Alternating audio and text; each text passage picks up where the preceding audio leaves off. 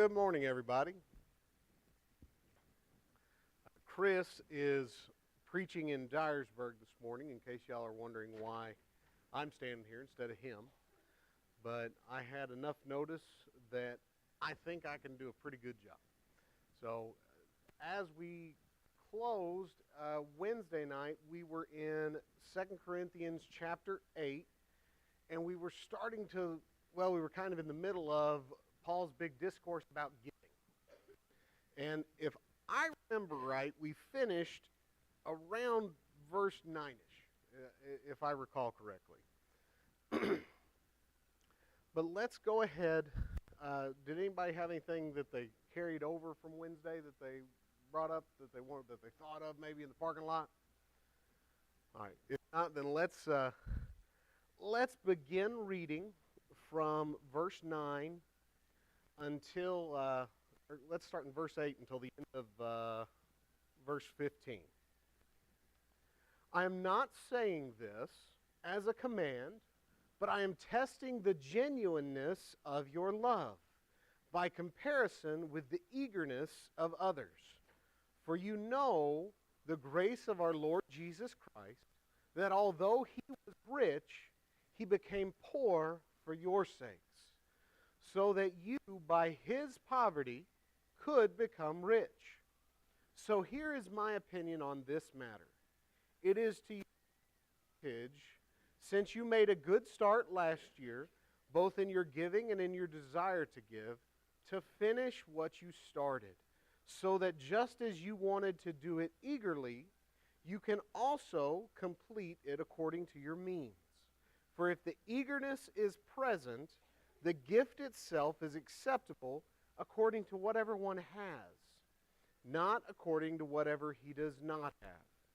For I do not say this so that there would be relief for others, but as a matter of equality. At the present time, your abundance will meet their need, so that one day their abundance may also meet your need, and thus there may be equality. As it is written, the one who gathered much did not have too much, and the one who gathered too little did not have too little.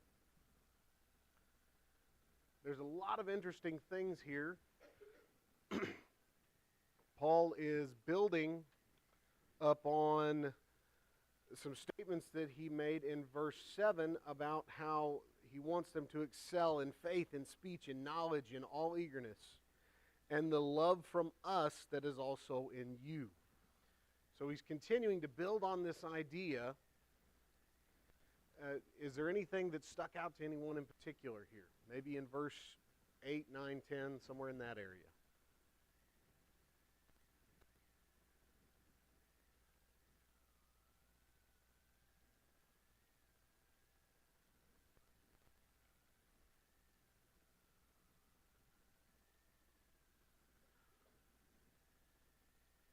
So, Paul says he's testing the genuineness of your love. Now, I think, I tend to think smart alecky, and I believe it ended here on Wednesday. Actions tend to speak louder than words. It's one thing to say I love you to somebody, but it's another thing to get up at 2 o'clock in the morning and drag their vehicle out of the ditch if they ran off the road. It's one thing to say I love you to a group of brethren across the country, but when their building burns down, I love yous go a long way, but $10,000 goes a little further.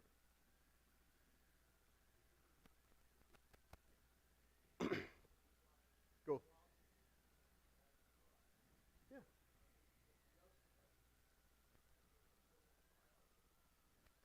Absolutely.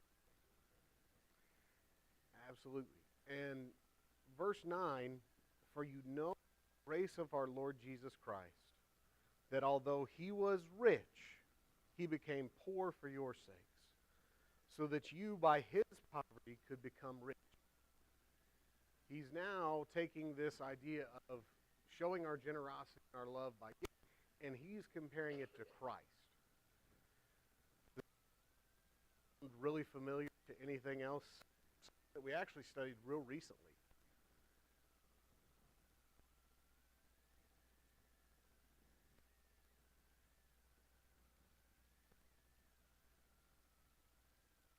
Let's see.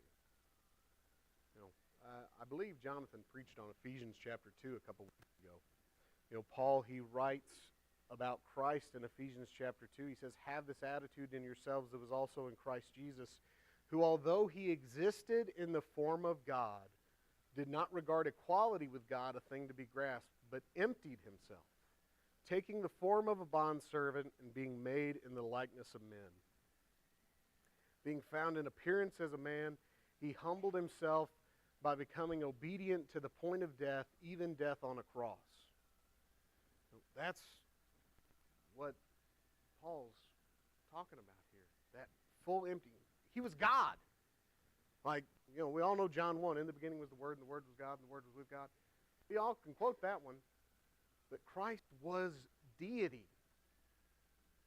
And he gave it all up out of the generousness, out of the genuineness, out of the love that he had for his creation to become just about the most fragile thing on the planet, a human infant. We've got Silas, Melanie just had her baby. There are very few things on this planet that are more fragile than a human baby. They can't take care of themselves. I mean, even us as adults, we're pretty fragile, are we not? So he went from being God to about as weak as you can get. And then he submitted himself to the worst of us. He was beat, he was spat, he was tortured. And he gave all those riches away momentarily so that by his poverty we could become rich.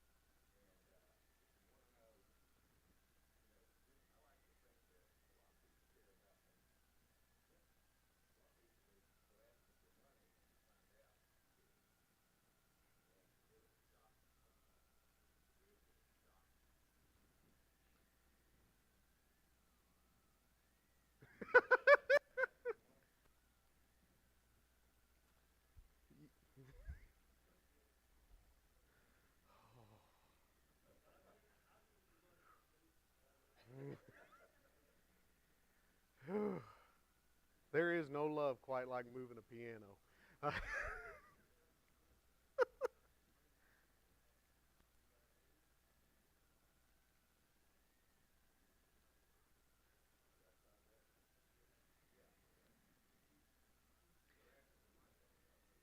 Well, you are drawing out a point here that while Paul's talking about money, when he's talking about this gift, I don't think that these principles apply merely to,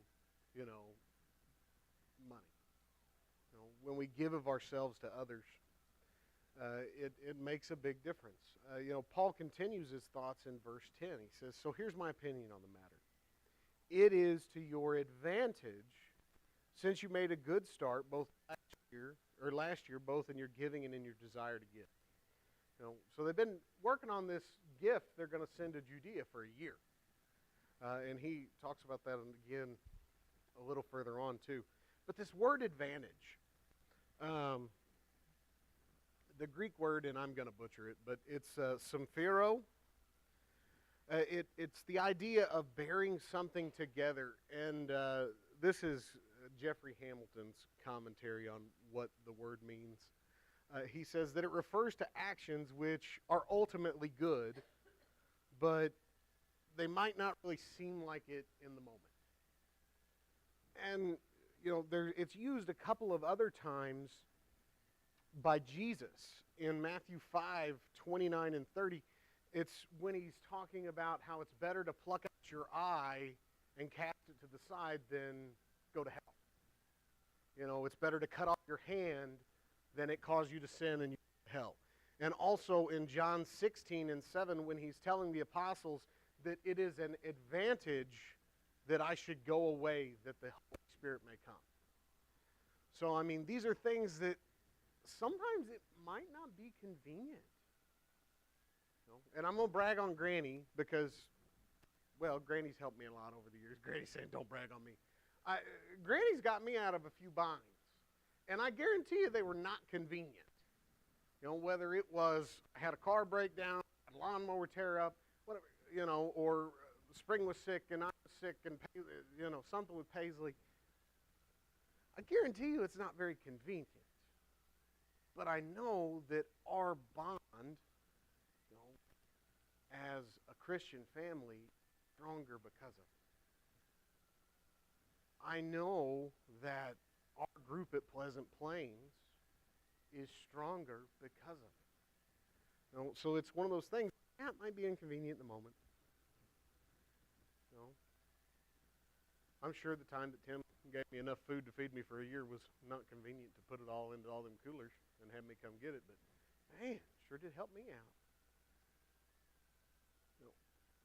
We do these things because while they're not necessarily beneficial in the moment, man, they can make a big difference.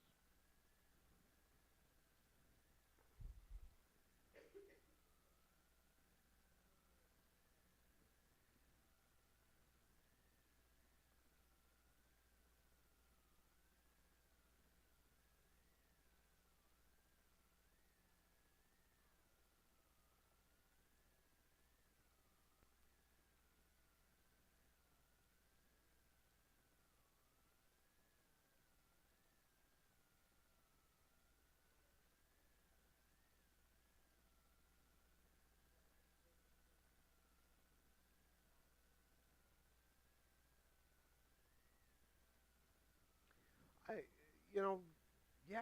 I mean, he's saying, God has done all these things for you. Jesus emptied himself. So you should be of this mind and this heart and this spirit too. Giving to other people as you have opportunity.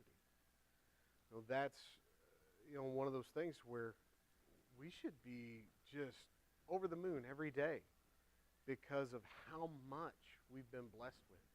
It's easy to forget. We have the minutia of daily life where we run and we got to go work for the man and we got to make our, however much, and then we pay taxes to the government, and then we got kids, and then we got stuff, and then we got... It's easy to get caught up in the world and focus on all of the stuff that we have going on. But man, we have so much more. We have so many greater blessings that make whatever we have in this life seem like just poverty.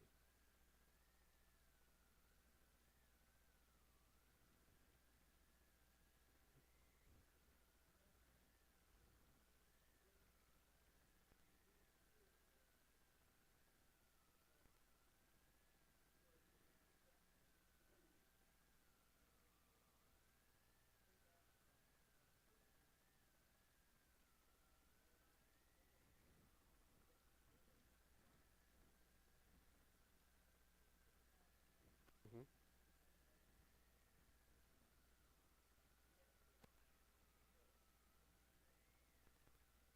Yeah, Paul is really good about saying one thing that kind of applies to everything.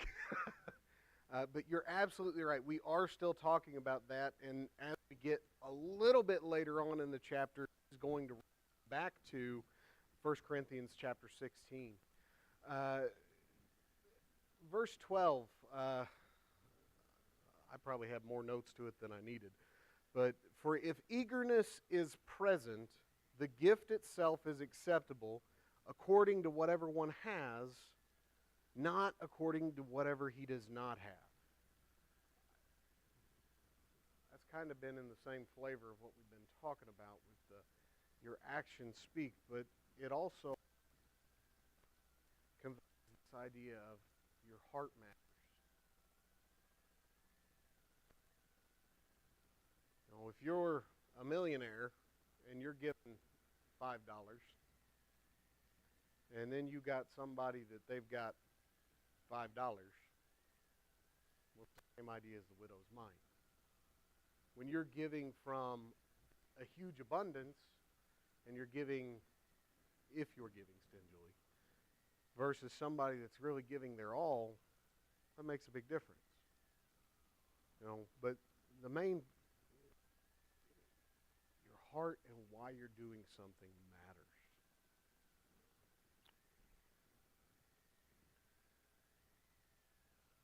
Yes, Miss Amanda.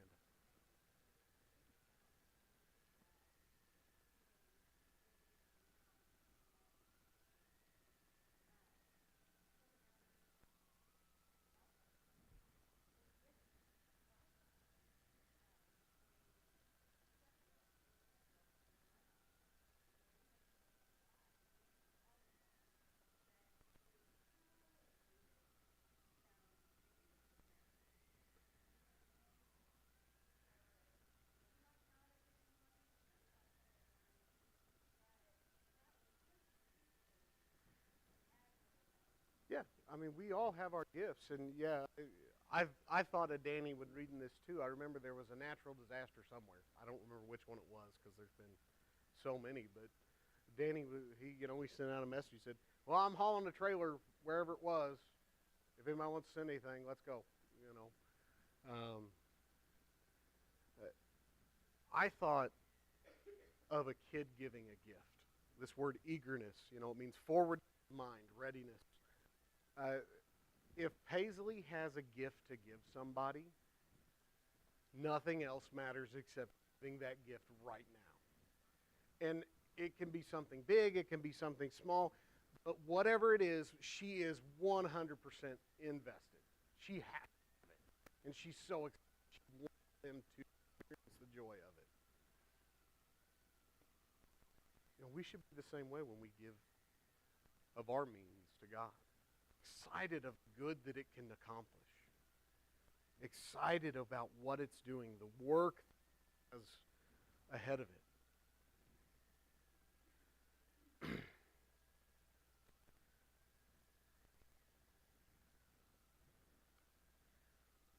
Continuing on, verse 13 and 14. I do not say this so there be relief for others and suffering for you, but as a matter of equality. At the present time, your abundance will meet their need, so that one day their abundance may also meet your need, and thus there may be equality.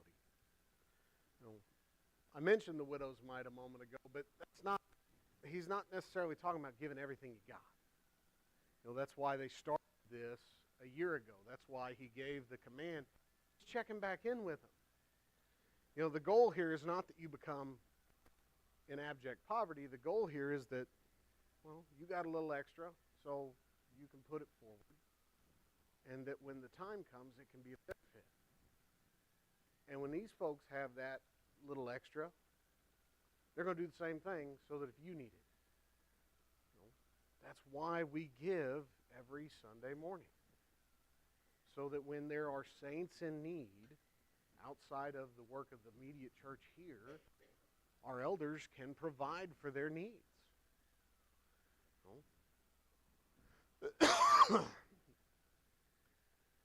There's always going to be those opportunities that present themselves, and if we don't have anything, we can't really meet that need, and there can't be equality, as Paul writes it.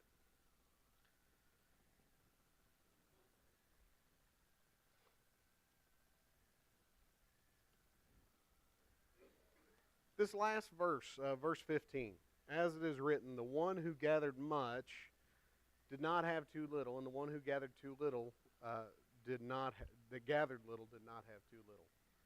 Anybody find out where that comes from?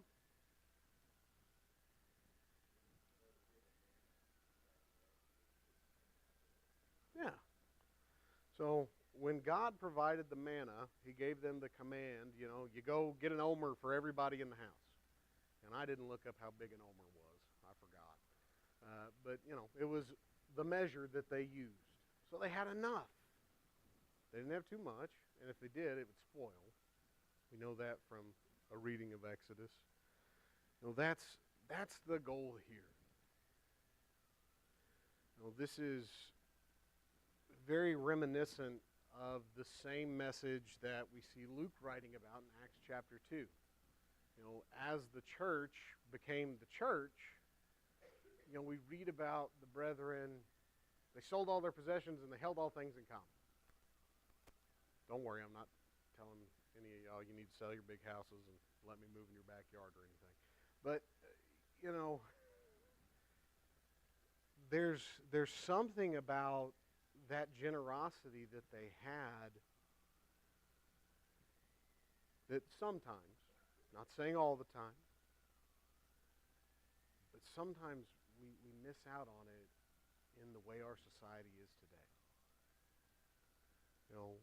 And I'm not lost on the fact that culture has changed and the way people live has changed and all these things are different. We're not all in the same town. I mean, we drove 45 minutes to get here this morning. But there are some marked benefits to that closeness.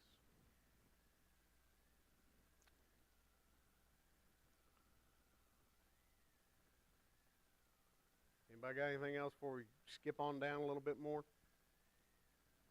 All right. Continuing in verse 16.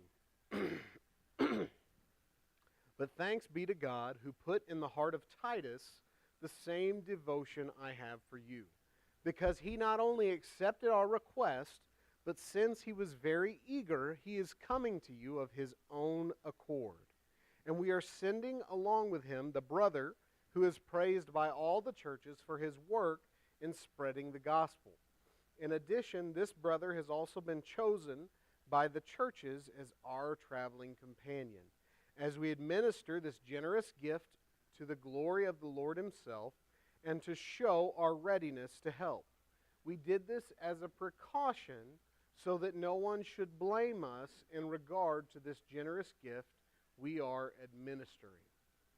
For we are not concerned about what is right, for we are concerned about what is right, not only before the Lord, but also before men. And we'll pause there.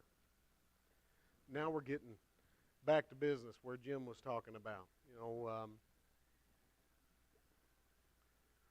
But I do have a question from verse 16. How did God put this in the heart of Titus?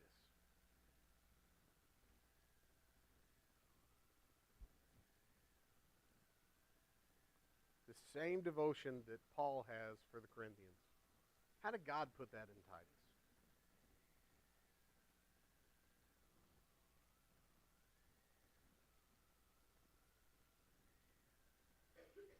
Yeah.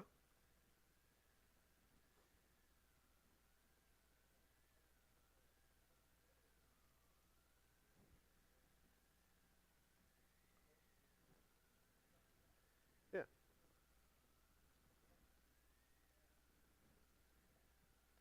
It certainly is. Don't be scared. This is one of those questions. When the kids all say, "Jesus," that's who. That's where we're at. It's not a super deep question. If you are devoting yourself to the Word, if you are putting Christ in yourself daily, you're going to have the same heart too. When I'm going to get philosophical, I'm sorry. When you see somebody on the street that's homeless,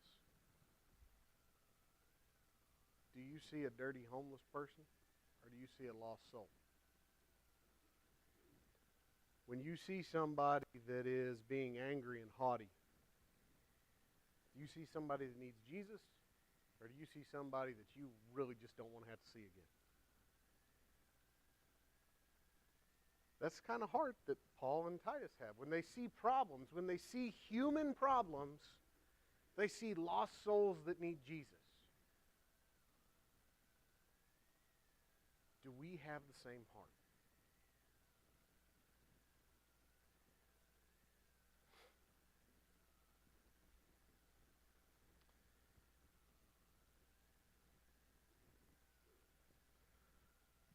So, what other kind of...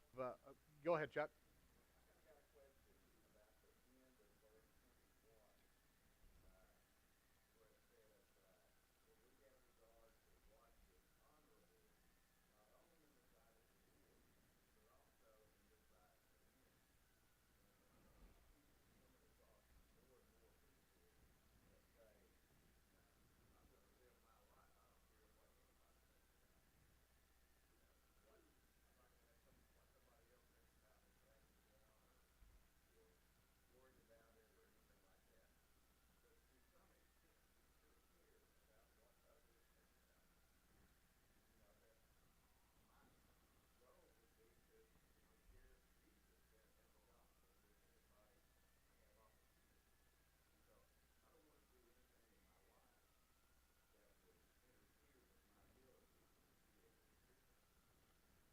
Absolutely. And and Paul writes about this idea in a lot of different passages. When it talks about, when he's talking to Timothy and Titus in particular, he mentions being above reproach on multiple occasions. When we have that attitude, that whatever, I'll do what I want, I don't answer to no man, we're destroying our influence. And if we don't have influence, if we have a negative influence, everybody just assumes, he's a blowhard. He doesn't know what he's talking about. He's just going to be rude every chance he gets. Well, you're not going to reach people. So Paul, and that's what he's outlining here, and that's why he's telling all these facts between verse 16 and 21, that they're doing everything they can to make sure that what they're doing looks and is above board and everybody's happy with it. Titus is somebody that was familiar to the Corinthian church, and he's coming back to them with his own accord. Paul's not making him, so it's somebody that he's comfortable with them, they're comfortable with him. And then, not only is Titus somebody, they have chosen a brother, and that's 1 Corinthians 16, 3 and 4. We see that reference there, back that Paul is referring back to, by the churches as Paul's traveling companion. So this fella is going with them, and he's kind of the bag holder. So it's somebody that is trustworthy. Now, we don't necessarily have to worry about that in modern times, because if we wanted to send money to somebody, there's about 16 different ways we can get it there and know that it got there. But Paul says this is a precaution so that no one can blame us. And it's not to say, money and greed and pilfering a few coins, that's kind of been a problem. The church kind of got its founding in part because of somebody that couldn't keep his hands out of the money bag. So it's not something that's, this would never happen. Judas made it very clear that even those who have the most influence from God, if they have an evil heart, well, they can succumb to that temptation if they're not willing to talk about it. So we want to make sure that whatever we do, that it is not going to destroy our influence among people. How can we... do y'all feel like that might apply to more things than just money? How many things do you think we could apply that to in our daily life?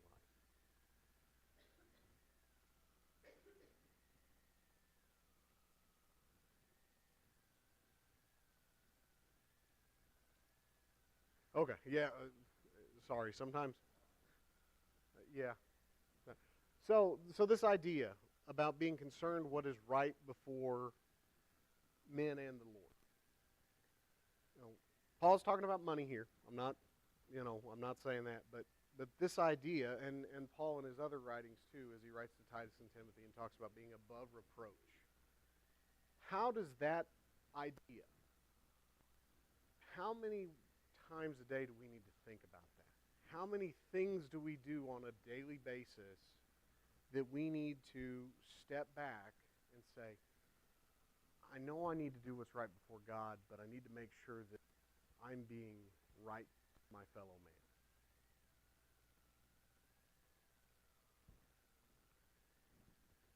Yeah. I, yeah, we need to be self-aware. What you got, Tim? Oh. He was aye, aye.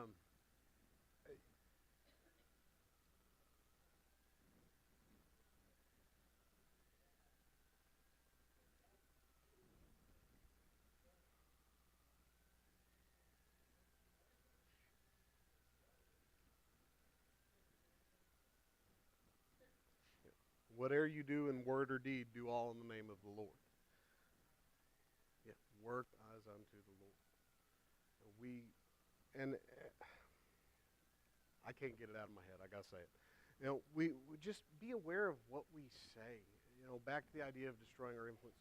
Y'all, social media is what it is, but be aware of how you say things and how you share things and what they are. I have an individual that I'm good friends with that,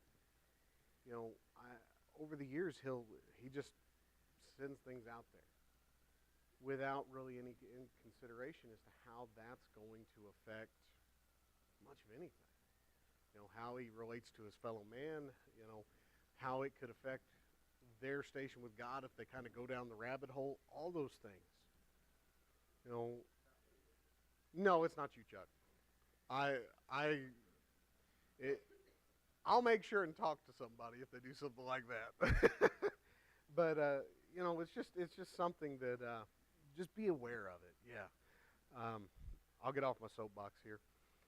Let's finish the chapter here, beginning in verse 22. And we are sending them with our brother, whom we have tested many times and found eager in many matters, but who now is much more eager than ever because of the great confidence he has in you. If there's any question about Titus, he is my partner and fellow worker among you. If there's any questions about our brothers, they are messengers of the churches, a glory to Christ. Therefore, show them openly before the churches the proof of your love and our pride in you. So, we have a second unnamed brother that is accompanying Titus and is coming. And so, did anything stick out to anybody in particular? There's kind of one thing here, and then an overarching idea or question that I've got. But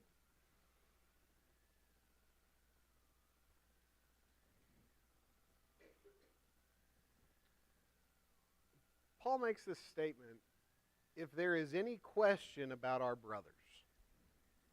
Why would he say that? Or what does that imply?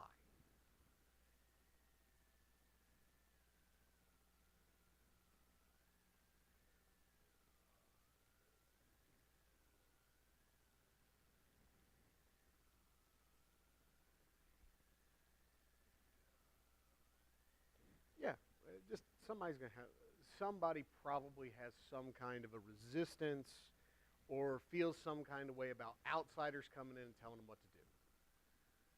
And Paul is making it abundantly clear that these guys that are coming to you have authority from me and authority from God.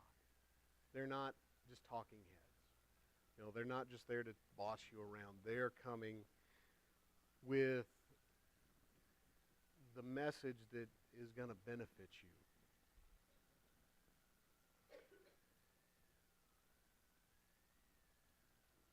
So here's my kind of overarching question. Why is this collection so important? We've talked about it a lot.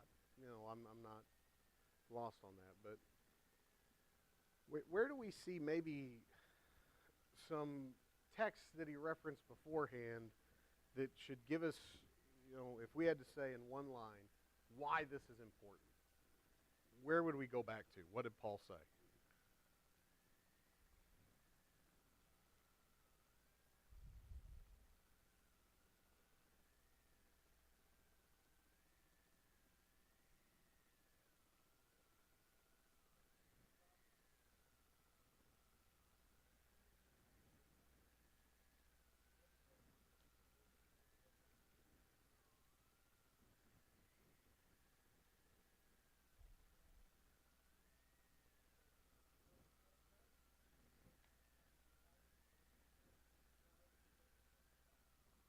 Yeah.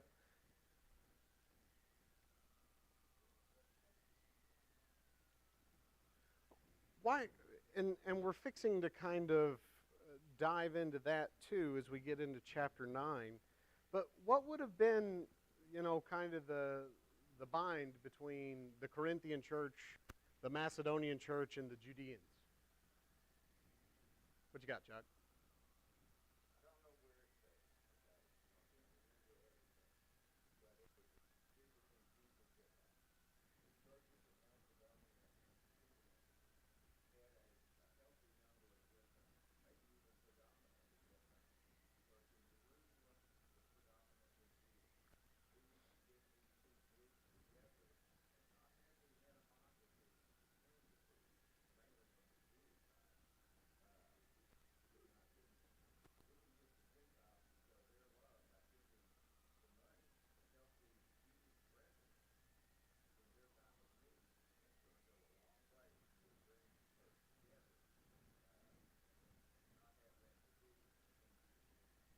Yes.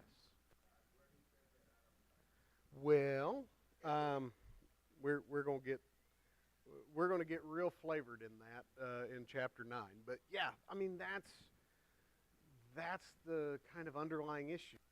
Paul's been writing about it. I don't know, in every letter he's written. Look back at Romans. One of the big issues was Jewish Christians, Gentile Christians. We see in Colossians, we studied that. There's these kind of the classes that he's talking about. He's talking about all these different issues. And yeah, that money's going to go a long way to dealing with some of that. I think I phrased my question poorly earlier, but there's two verses that Paul writes in this book that kind of give us a little more kind of back to the main point that he was making. In 2 Corinthians 4 and verse 15, he says, "For all these things are for your sake, so that the grace that is including more and more people may cause thanksgiving to increase to the glory of God." So this is ultimately to God's glory. And then in chapter 8 and verse 4, begging us with earnestness for the blessing and fellowship of helping the saints. So we want to help the saints to the glory of God. And that's why it's so important. There's more than one wonderful reason to do these things. Anyone got anything about chapter 8 before we move on down the line? All right. Beginning in verse 1 of chapter 9. "For it is not necessary for me to write to you about this service to the saints, because I know your eagerness to help. I keep boasting to the Macedonians about this eagerness of yours, that Achaia has been ready to give since last year, and that your zeal to participate has stirred up most of them. But I am sending these brothers so that our boasting about you may be not empty in this case, so that you may be ready just as I kept telling them. For if any of the Macedonians should come with me and find that you are not ready to give, we would be humiliated, not to mention you, by this confidence we had in you. Therefore, I thought it necessary to urge these brothers to go to you in advance and arrange ahead of time the generous contributions that you had promised, so this may be ready as a generous gift and not as something you feel forced to do. Okay. Now, Jim kind of already, I believe it was Jim, I don't think I'm mixing folks up, kind of mentioned this idea of embarrassment if they're not ready for the giving or if something's changed. That makes sense. I can see that. But what else kind of sticks out here? What else do we imply from these verses? Or maybe something that if we had to show someone a pattern and where we get it, that this all might be important for.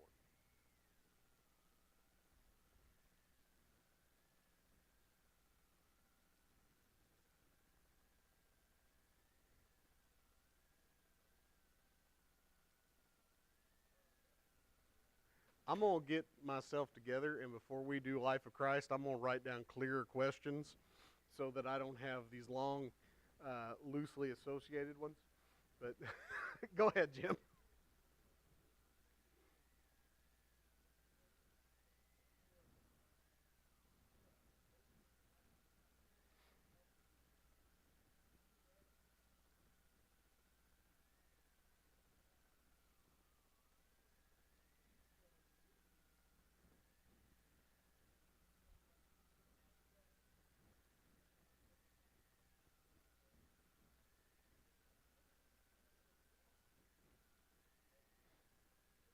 Yeah.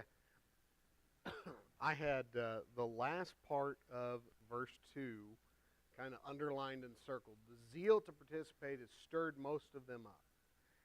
And I wrote out to the side, zeal is, and then I crossed that out and I said, can be contagious. Because it can. You know, and that's about anything as it relates to the church.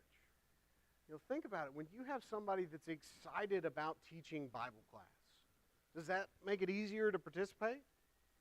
Yeah. You know, what if you get a song leader up there that, you know, he's just doesn't look like he wants to be up here?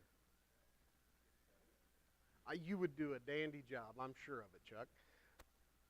You know, when people's heart is not in things, you can kind of tell. You know, you can tell. And it's the same with this act, this talent, this giving. If you don't care about it, if you're just, well, here's the check, take it, go. You've wrung me out, you know. Paul, when he, down at the end, he says, so this may be a generous gift and not something you feel forced to do. You know, you think of somebody kind of wringing you out. That's not what this is. That's not the purpose of it. It's something that we need to be excited about. As to the pattern I was mentioning, you know, we talk a lot about how we give and who it's for and what it's supposed to do. You know, Paul is giving us the model pattern of how we give support and what the church is to spend its monies on. This is some of the core text of that. You know, when we have mentioned here, and back in the beginning when I referenced 8:4 just a minute ago, you know, to the saints. It's not to say that you yourself don't have an obligation, you know, for the needy and the hungry and the poor and the unclothed and any manner of poverty. But when it comes to the church sending its money, you know, we have this example of money being given from the saints to the saints. And